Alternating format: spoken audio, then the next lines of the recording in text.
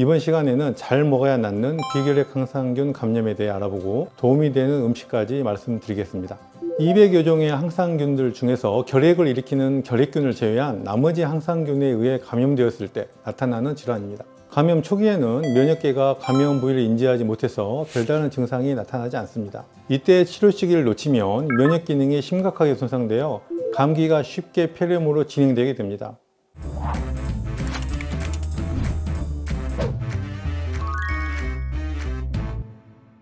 모르면 막막한 병, 알면 이겨낼 수 있다. 안녕하세요. 여러분의 폐를 깨끗하고 촉촉하고 시원하게 만들어드리는 깨촉시 한의사 양수홍입니다. 지난 시간에는 항생제 치료만으로는 한계가 있는 소화 폐호흡기 질환에 대해 말씀드렸는데요. 이번 시간에는 잘 먹어야 낫는 비결핵 항상균 감염에 대해 알아보고 도움이 되는 음식까지 말씀드리겠습니다. 최근 비결핵 항상균 감염으로 내원하는 분들이 늘어났다고요? 네, 맞습니다. 비결핵 항상균 감염 자체가 늘어나는 추세입니다. 또한 초기에는 별다른 증상이 없어 스스로 알아차리기 어려운 질환인데 최근에는 건강검진 등을 통한 저설량 PCT 촬영이 많아지면서 우연히 발견되는 경우가 점차 증가하고 있습니다. 다만 양방에서는 유의미한 증상이 나타나기 전에는 별다른 치료 없이 경과를 지켜보는 경우가 많은데 막상 증상이 나타나기 시작하면 갑작스레 1년 이상 장기간 항생제 치료를 권하는 경우가 많습니다. 이 과정에서 많은 환자분들이 혼란을 느끼고 저희 한의원에 많이들 찾아오십니다. 비결핵 항상균 감염 어떤 병인가요? 200여 종의 항상균들 중에서 결핵을 일으키는 결핵균을 제외한 나머지 항상균에 의해 감염되었을 때 나타나는 질환입니다. 감염 초기에는 면역계가 감염 부위를 인지하지 못해서 별다른 증상이 나타나지 않습니다. 그러다가 기침, 가래와 같은 증상이 나타나기 시작하면 시급히 치료를 시작해야 합니다. 이때의 기침, 가래는 균에 감염된 조직이 썩어 문드러져서 밖으로 흘러나오는 것에 가깝습니다. 기침을 해도 시원하게 나오지 않고 가래도 심한 악취가 나는 고름 같은 형태를 보이는데 병이 많이 진행됐다는 것을 의미합니다. 이때 치료 시기를 놓치면 면역 기능이 심각하게 손상되어 감기가 쉽게 폐렴으로 진행되게 됩니다. 감기 증상이 나타나고 일주일도 안 돼서 폐렴 증상이 나타난다거나 감기만 걸리면 폐렴으로 이어진다면 심각한 상황으로 볼 수 있습니다. 또한 폐에서 시작된 감염이 온몸으로 퍼져 폐혈증으로 진행되는 경우가 생길 수 있으며 목숨까지 위험할 수 있습니다. 결핵과는 어떻게 다른가요? 결핵은 항상균의 일종인 결핵균에 의해 발생하고 비결핵 항상균 감염은 결핵균을 제외한 나머지 항상균에 의해 발생합니다. 결핵균은 항상균 중에서도 특히 독성과 전염력이 강한 균입니다. 반면 비결핵 항상균은 독성과 전염력이 약한 균들로서 수돗물이나 흙과 같은 우리 주변 환경에 흔히 존재하며 보통은 사람에게 감염을 일으키지 않습니다. 그렇기 때문에 비결핵 항상균에 감염되었다는 것은 감염된 환자의 면역 기능과 체력이 심각하게 약해져 있다는 의미로 해석할 수 있습니다. 우선 환자 본인의 면역력을 강화해야 하며 항생제 치료만으로는 효과를 보기 힘듭니다. 일반적으로 결핵 치료가 6개월에서 1년 정도 걸린다면 비결핵 항상균 감염 치료는 보통 1년에서 2년 정도 걸리며 치료 경과도 좋지 못하고 재감염도 잘 되는 편입니다. 완치가 어려운 병인가요? 네, 그렇습니다. 비결핵 항상균은 평소에는 폐에 들어오더라도 면역 기능에 의해 자연스럽게 제거되어 아무 문제가 되지 않는 경우가 대부분입니다. 그러나 폐의 진액이 심각하게 부족해지면 면역 기능이 미치지 않는 부분이 생기게 됩니다. 이런 환경에서는 비결핵 항상균이 폐의 자리를 잡기 쉬워지고 이것이 비결핵 항상균 감염으로 이어지게 되는 것입니다. 진액이 메말라 면역 기능이 닿지 않는 부위에 감염이 생기다 보니 항생제를 사용해도 약효가 충분히 전달되지 않는 경우가 많습니다. 또한 주변에 흔한 균이기 때문에 한 종류의 균을 치료하더라도 다른 균에 의해 다시 감염되는 경우도 많아 완치가 어렵습니다. 비결핵 항상균 감염에 취약한 분들이 있나요? 폐와 호흡기가 심하게 건조하고 만성염증을 앓고 계신 분들이라면 조심해야 합니다. 실제로 기관지 확장증이나 만성 폐쇄성 폐질환 같은 기저질환이 있거나 결핵이나 암 같은 과거력이 있는 분들에게서 발병하는 경우가 많았습니다. 근래 내원하셨던 환자분들의 병력을 살펴보면 10명 중 기관지 확장증 3명, 결핵 3명, 암 2명, 만성 폐쇄성 폐질환 1명이 있었습니다. 항생제 치료에 대해 어떻게 생각하시나요? 비결핵 항상균 감염 치료에 항생제를 많이들 사용하지만 저는 이 병을 항생제로 치료하기는 어렵다고 생각합니다. 면역 기능이 미치지 않는 부위에 감염이 발생하다 보니 항생제 약효도 잘 닿지 않아 치료 효과가 잘 나타나기 어렵기 때문입니다.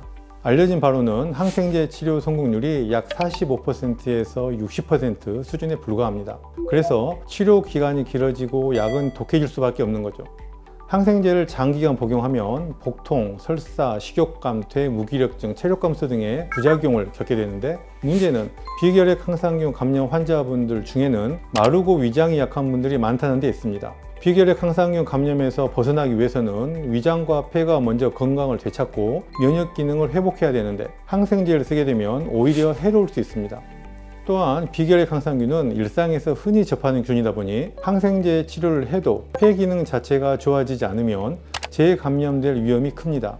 이 경우에는 이전에 감염됐던 균에 다시 감염되는 것이 아니라 또 다른 균에 의해 감염되는 경우가 더 많습니다.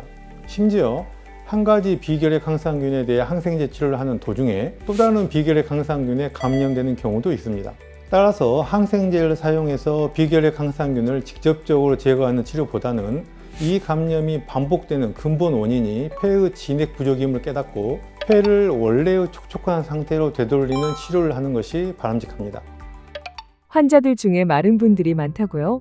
근래 내원한 환자 10명 중에 8명이 여성이었고 평균 연령은 60대 후반이었는데요. 환자분들의 평균 체질량 지수를 계산해 보니 18.4로 우리나라 60대 여성의 평균 체질량 지수가 약 24.3이라는 점과 비교해 보면 이분들이 일반인에 비해 굉장히 마른 체격임을 알 수 있습니다. 만약 키가 1m 60cm라고 가정한다면 체중이 평균보다 거의 10kg 정도 부족한 수치입니다. 평소 위장 기능이 약해서 말랐던 분이 스트레스나 만성염증 등의 원인으로 폐 진액이 심하게 손상되면 비결핵 항상균에 감염되기 쉽다는 의미로 볼 수 있습니다.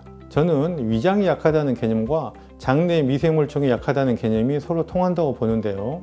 이렇게 장내 미생물총이 약하면 진액 생성이 부족해질 뿐만 아니라 면역 기능도 예민해지기 쉽습니다.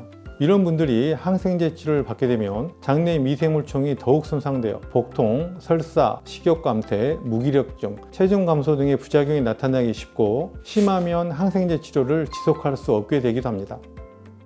건강한 체중의 기준이 있을까요? 저는 성인의 체중이 40kg은 넘어야 한다고 생각합니다. 인간은 12세 전후에 장기의 기능이 거의 완성되는데 이때의 체중이 대략 40kg 정도이며 한번 40kg을 넘기면 그 이하로 떨어지는 경우는 거의 없습니다.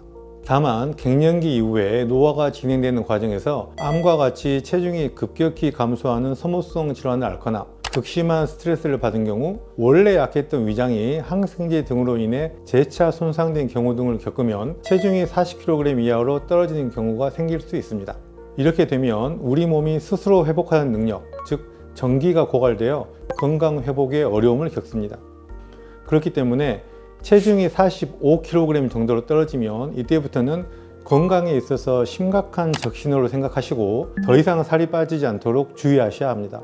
40kg 이하로 체중이 떨어지면 건강을 회복하기가 매우 힘듭니다. 특히 폐기종, 기흉, 비결핵 항상균 감염 같은 질환으로 내원하시는 환자분들 중에는 저체중으로 고생하시는 경우가 굉장히 많은데 건강 회복을 위해서는 먼저 체중을 관리하시는 것이 꼭 필요합니다.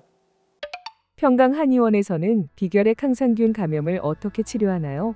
저희 한의원에서는 비결핵 항상균을 직접적으로 제거하는 치료보다는 폐 자체를 촉촉하게 해서 면역 기능이 정상적으로 감염 부위에 닿을 수 있도록 하는 치료가 감염을 치료하고 재감염을 막는 좋은 방법이라고 봅니다. 폐 청소는 건조해진 폐에 진액을 보충하여 폐의 면역 기능이 정상적으로 발휘되도록 하며 노폐물의 원활한 배출을 도와 각종 유해물질, 병원체로부터 우리 몸을 지킬 수 있도록 합니다. 폐 청소를 통해 폐가 깨끗하고 촉촉한 본래의 모습을 되찾는다면 비결핵 항상균 감염의 악순환을 끊어낼 수 있습니다. 또한 환자분들 중에는 위장 기능이 약하고 몸이 마른 경우가 많은데 이런 경우에는 전신의 진액이 부족해져서 폐도 건조해지기 쉽기 때문에 적절한 식이요법을 통해 위장 기능을 회복하고 체중을 늘려주는 과정도 꼭 필요합니다. 폐를 청소했는데 어떻게 면역력까지 좋아지나요? 숨을 쉴 때마다 미세먼지, 바이러스 같은 유해 물질이 폐로 유입되고 점차 쌓이게 됩니다. 폐를 깨끗하게 청소하여 방어 기능을 원활하게 유지하면 이런 유해 물질에 대해 염증 반응이 과민해지는 것을 막고 전신의 면역 균형을 지키는 데 도움이 됩니다. 또한 폐 청소를 통해 폐의 기능이 좋아지면 간과 심장에서 발생하는 열을 몸 밖으로 배출하는 폐의 숙광 기능이 정상적으로 발휘되어 전신의 만성염증을 완화하는 데 도움이 됩니다. 과거에 비해 음식이 풍부해진 현대사회에는 비만이 흔해졌습니다. 체중이 늘어나면 늘어난 세포수만큼 열이 더 많이 발생하게 되는데 이런 노폐의 열을 원활하게 배출하지 못하면 만성염증으로 이어질 수 있습니다. 만성염증은 알레르기 질환이나 면역 불균형과 관련이 있으며 암이나 뇌혈관 질환, 심혈관 질환 등을 유발하기도 합니다. 따라서 폐 청소를 통해 폐가 깨끗하고 촉촉하게 유지되면 만성염증을 억제해서 우리 몸의 건강을 지킬 수 있게 됩니다. 혹시 기억에 남는 환자가 있으신가요? 비결핵 항상용 감염 진단 후 항생제 치료에 부담을 느끼시던 50대 여성 환자분이 기억에 남습니다. 평소 목구멍에 이물감을 느끼며 마른 기침을 자주 하고 위장이 약하다 보니 몸에 부담이 적은 한방 치료를 받기 원하신다며 내원하셨습니다. 키는 1m 60cm, 몸무게는 46kg으로 마른 체형에 있으며 혈관치흔이 확인되었고 명치 밑이 심하게 딱딱해져 있었으며 맥 또한 약했습니다. 이를 통해 위장 기능이 약하고 전신의 진액이 부족하며 만성염증이 있다는 것을 알 수 있었습니다. 폐 청소 2개월 차에 체중이 1kg 늘었고 4개월 차에 체중이 다시 1kg 늘고 혈관치흔이 감소하였습니다. 이때부터 가래가 원활하게 나오고 소화도 잘 된다고 하셔서 폐 청소를 계속하였고 6개월 차에 저설량 PET 촬영 결과를 전달해 주셨는데 의사가 감염 부위가 줄어들어 항생제 치료를 하지 않아도 된다 했다고 합니다. 초기에는 증상 개선이 더딘 듯 했지만 꾸준히 폐 청소를 했더니 항생제 치료 없이 증상이 나았다는 점에서 환자분도 놀라워하시며 5개월 정도 더 치료를 이어갔고 안정적인 건강 상태를 유지했습니다. 치료에 특히 도움이 되는 음식이 있나요? 위장이 약하고 마른 체형이신 분들이 비결핵 항상용 감염에 취약합니다. 또한 위장과 폐가 건강해야 재감염을 막을 수 있는 만큼 체중을 건강하게 늘리는 식이요법이 필요한데요. 오늘 여러분에게 3가지 도움이 되는 음식을 알려드리겠습니다.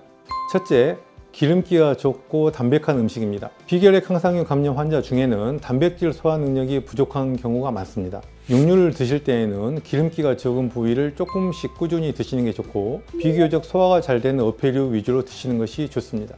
어패류 중에서도 기름기가 좋고 담백한 조기, 갈치, 가자미 같은 흰살 생선과 전복, 바지락, 키조개 같은 조개류를 권합니다. 둘째, 위장을 촉촉하게 하는 음식입니다. 이런 음식은 신맛이 나고 끈적거리는 경우가 많으며 대표적인 예로 키위가 있습니다. 하루에 한두 알 꾸준히 먹으면 위장이 촉촉해져서 진액을 생성하는 데 도움이 됩니다. 단, 먹은 후에 신물이 넘어오거나 속이 더부룩하다면 안 맞는 것이니 피하셔야 합니다. 셋째, 장내 환경을 건강하게 하는 음식입니다. 비결핵 항상용 감염 환자분들 중에는 폐와 위장이 건조해서 소화에 어려움을 겪고 있으며 장내 미세물총의 균형까지 깨진 분들이 많습니다. 장내 환경을 건강하게 유지하기 위해서는 요구르트, 치즈, 청국장, 낫또 등 유익균이 많은 발효식품을 챙겨 먹으면 좋습니다. 특히 고초균이 들어있는 낫또는 그냥 먹어도 좋지만 낫토키나제 같은 건강기능식품으로 섭취해도 괜찮습니다. 그리고 유익균의 먹이가 되는 식이섬유를 충분히 섭취해서 장에 이미 존재하고 있는 유익균을 키우는 것도 추천할 만한 방법입니다. 현미, 카무트, 귀리 같은 곡물류, 미역, 다시마, 김 같은 해조류, 표고버섯, 느타리버섯 같은 버섯류, 양상추, 양배추, 케일, 브로콜리 같은 녹황색 야채 등이 식이섬유가 풍부한 식품들입니다. 이번 시간에는 비결핵 항상용 감염에 대해 알아보고 도움이 되는 음식까지 소개해 드렸습니다. 지금까지 3회에 걸쳐 건강한 일상을 위협하는 혈관치흔, 소화폐호흡 기질환, 비결핵 항상용 감염에 대해 알려드렸는데요. 저의 이야기가 건강한 숨으로 일상을 지켜가는데 조금이나마 도움이 되었길 바랍니다. 감사합니다.